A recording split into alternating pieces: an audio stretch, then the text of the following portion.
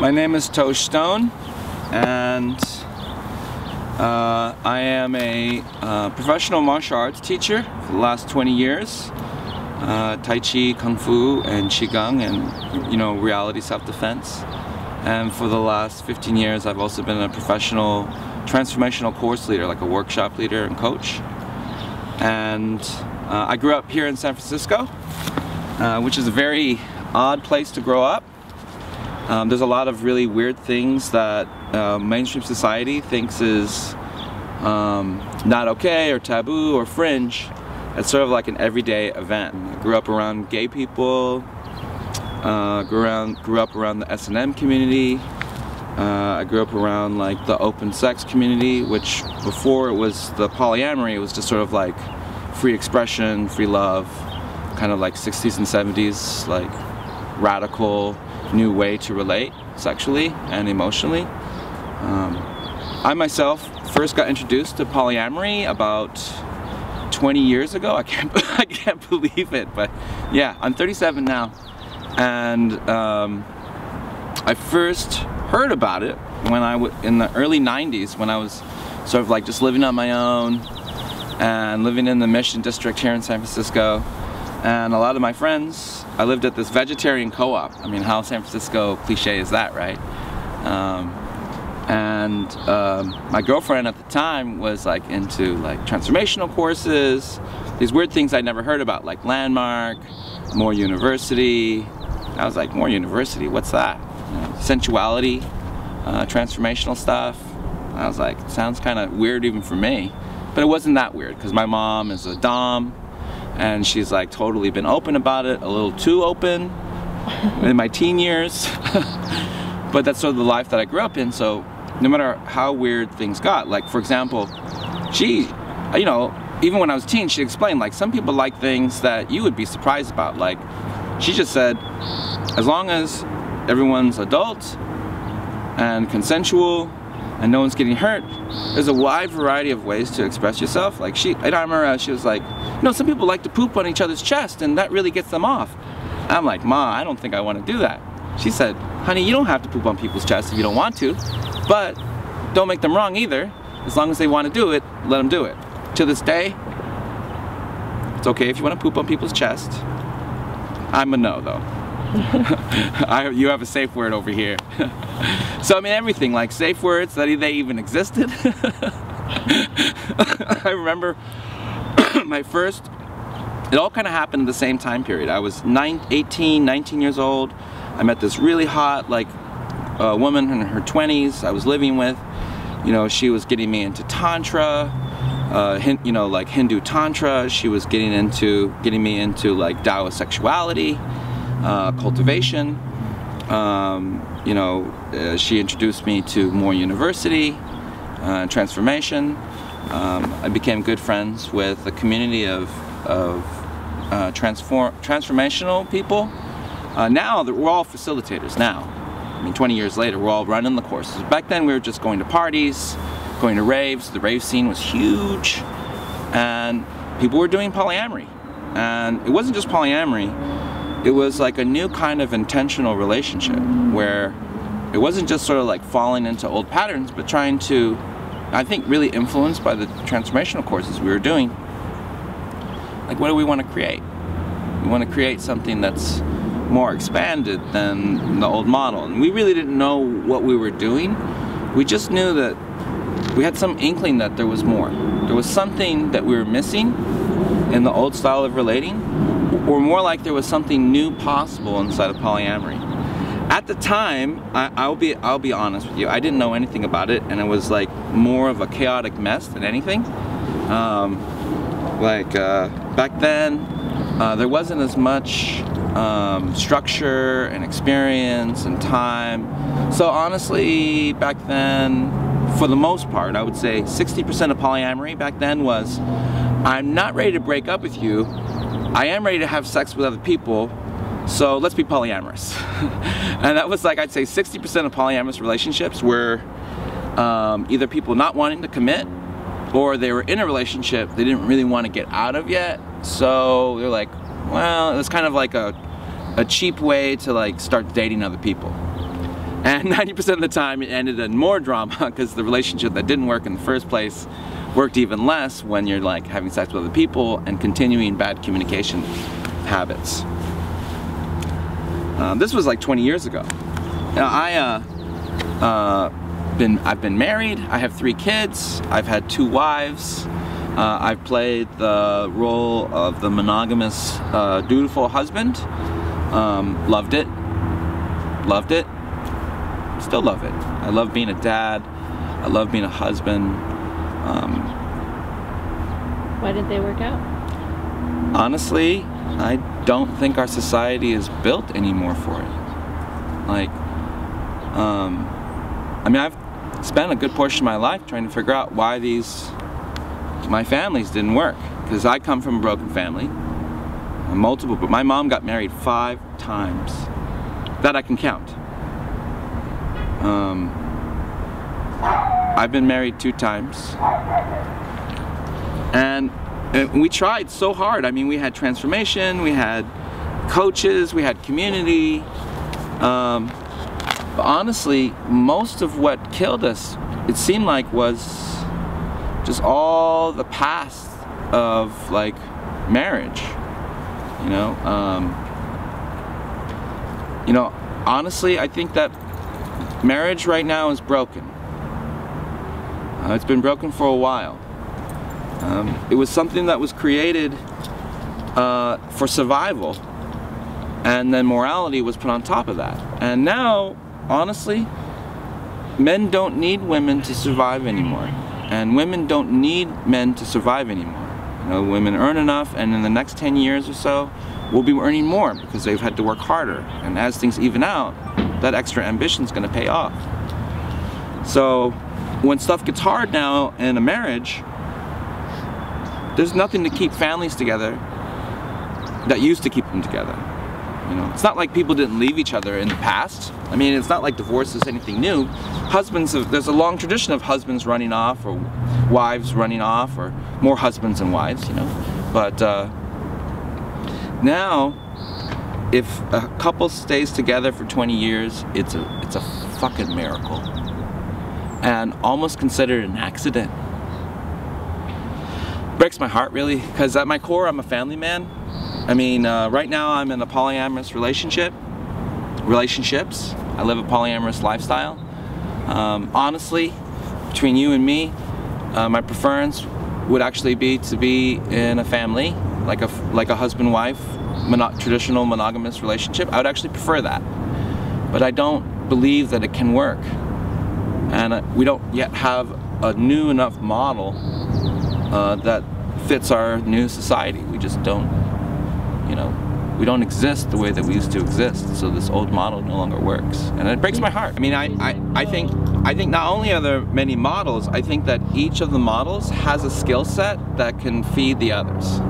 Like, for example, in polyamory, it's essential, absolutely essential, to have space to speak what arises, not so much the truth, but whatever is coming up for you, you got to be able to say it. You can't have withholds. Like that whole tool in More University and Welcome Consensus, and a lot of transformational groups have this tool called the withhold structure, where you can actually go, this is what's come up for me, and I need to say it. Now while that's a polyamory tool, gosh darn, I think a regular couple could use that sort of thing. I think that there's crossover tools, so that even if in your heart you're not polyamorous, even if you're in your core, it's not right for you to live a multiple love lifestyle. I think the tools in polyamory and the different relationship styles are essential for a new type of monogamy, a new type of polyamory, just a new type of way of relationship. So about a year ago, you know, I'm a professional transformer, so about a year ago I came to a conclusion that relationship and love as we know it is actually quite contaminated with identity and past, and basically what we think of as love is not really love. That it's a set of conditions and trades and fear-based reality. And honestly, I had no idea how to get out of it. You know, every time I'd go into a new relationship, once we got to a certain level of depth, all these old family patterns started to arise in me, in her, in us, and it would lead to the breakdown of a beautiful love. Like, beautiful love, perfect love that should last a lifetime would break down because of all these contaminants. So I was like, all right, I'm a transformer, I'm a martial artist, I can fucking do anything. Why not decontaminate love? So I went about creating sort of like a project called Love Discipline.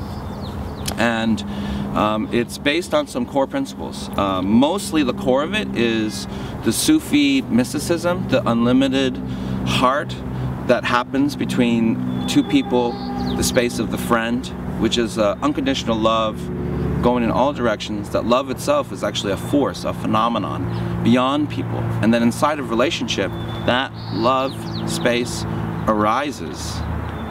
And through that, there's divine connection. Like something arises. Now, some spiritualists would say that this is sort of like a mystical, godlike space. Some secularists or non-spiritual people would say that there's just some field, some relationship field, or some chemical interaction. Honestly, don't really give a shit. Whatever you want to call it, science or spirit, it feels incredible, and it's beyond anything that can be described. As soon as you describe it, it's no longer the Tao.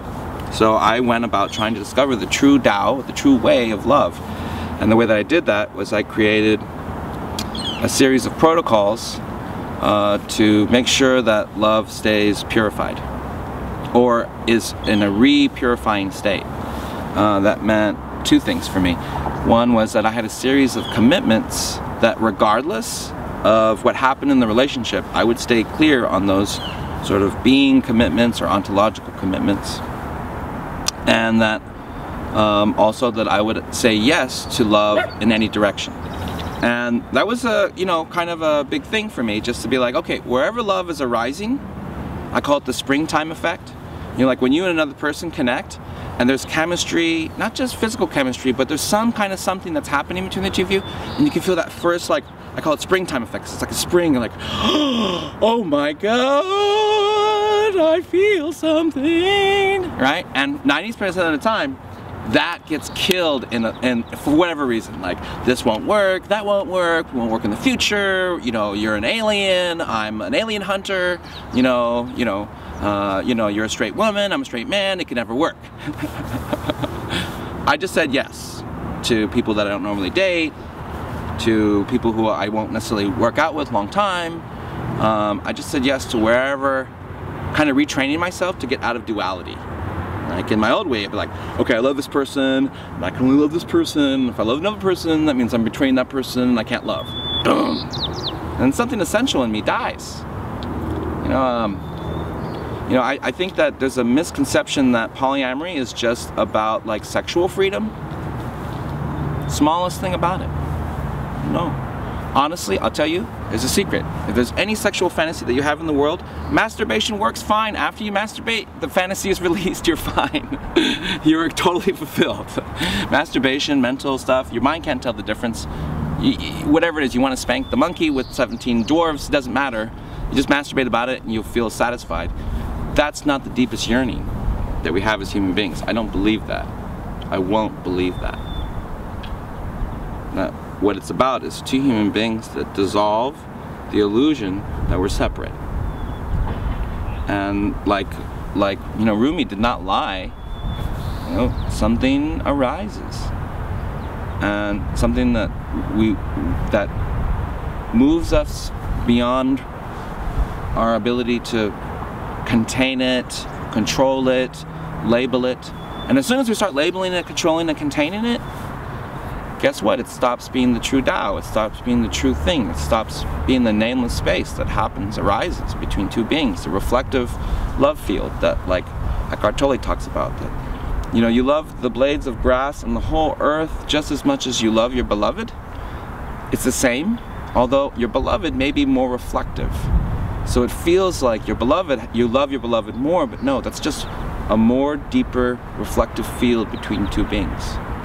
And what I found in my love project is that's not a duality case. A case for duality, meaning you find the person, it's the right person, you're together, you love each other, now you found love, now you need to lock it down, you know, put the contract, and put it in the corral and make sure you can milk the love for the rest of your life. Doesn't really work out like that. You end up with unhappy cows, with raw udders in the pen, and you got industrial farming, right? Industrial farming is exactly the same as industrial societal marriage. It's like, ends up the same kind of contaminated meat. So I went a little more Northern California organic free range meat, you know what I mean? Like, let's just see what happens if you just say yes, and then say yes, and then say yes, and say yes authentically. And I had a couple of things that were really key in this, is that I didn't pursue anybody that I wasn't absolutely thrilled about them being in my life, period. So it wasn't like, okay, you're hot, and really what I'm interested in is your hotness, or I'm just interested in you, like, loving me romantically. But if you're not interested in those things, I really don't want to put my time and energy. It was like absolutely essential that whoever I engaged with, that I was actually committed to them beyond any kind of romantic or sexual relationship.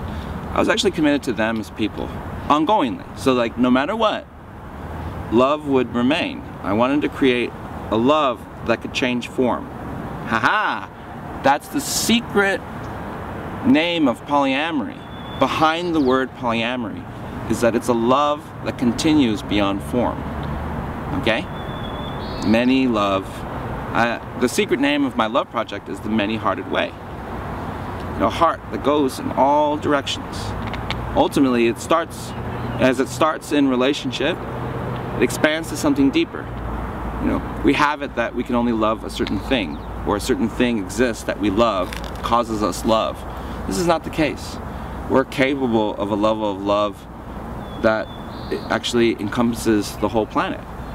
And not as an esoteric sort of concept, but as a real relationship. Like, I'm in relationship with the earth that I live on. I'm in relationship with the sun that shines on me. I'm in relationship with the air that I breathe. Native Americans, you know, I also do sun dancing, you know, Native American sun dancing. And there's a lot of cliche in our regular world about that world, you know, like the sort of like how, or like the modern, like sort of like Caucasian, I wouldn't say wannabe, but like they're drawn to these esoteric old ways, so they only learn the surface of it, but they don't actually learn the depth of it. So they'll speak the words like Ohoma Takwiasin. Ohoma Takwiasin means everything I'm related to. And that means everything. Rocks are people in that world. Water is people, air is people, thunder is people, it's all nations. And you have a relationship with those nations. As a spiritual person, and as sort of like an evolutionary, kind of like, I really believe in humanity, and I really believe in our capacity to expand. And I think that there's no more important part to the process of evolving as a human being than relationships and family. Those are the two. Because that's the core that spreads to everything. What we need now is not just an old dynamic of, okay, you find the right person and then you have a kid or two kids and then you grow old together. That's no longer working. It's not whether it's right or wrong, or what we want and don't want. I think everyone on some level wants the fantasy of like finding the person that they grow old with, and they can just relax and just be like, oh, you're the one. We're gonna get wrinkled together. We'll just be all wrinkle monkeys and putter around and just look at each other like, oh wow, 60 years of loving each other. God, I want that. I want that, like everybody else. But it just may not be the reality that we live in anymore. That just may be an old reality. Maybe now it'll be a group of monkeys. It'll be a group of wrinkled people going, hey, in this moment I'm annoyed at you. I'm gonna go hang out with him or her or whatever. You know, but we're all committed to growing old together. More did it. They're old as fuck. They're taking good care of each other. You know, they started having sex with each other and living together back in the 70s, late 60s. Tell us about more. Sum that up. Okay, so More University was part of the human potential movement that came out of like the late 60s, early 70s. Est, Ram Dass, the whole like, whoa man, it's like consciousness, man, like we can be Western and Eastern, right? Total California space.